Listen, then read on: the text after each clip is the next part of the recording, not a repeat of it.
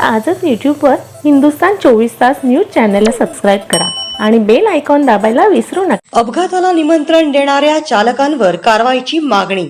JNPT Palaspe मार्गावर अनधिकृत parking. JNPT Palaspe मार्गावरील अवजड वाहनांची अनधिकृत पार्किंग सध्या अपघाताला निमंत्रण देत आहे।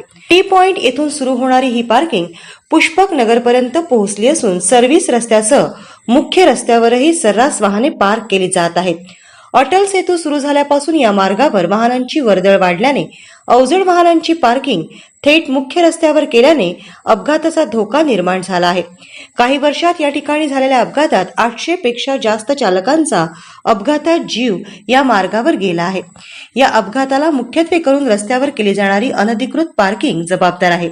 एरवी शहरात वाहन चालकांना रस्ते वाहतुकीचे धडे देणाऱ्या वाहतूक पोलिसांना अवजड वाहनांची अनधिकृत पार्किंग दिसत नाही का असा प्रश्न उपस्थित केला जात आहे।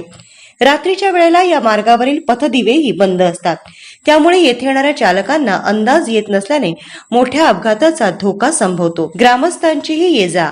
नव्याने विकसित होणाऱ्या पुष्पक नोडमध्ये लोकवस्ती वाढत आहे।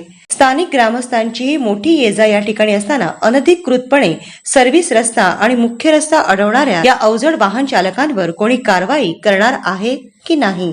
तर आजच यूट्यूबवर हिंदुस्तान 24 तास न्यूज चॅनलला सबस्क्राईब करा आणि बेल आयकॉन दाबायला विसरू नका।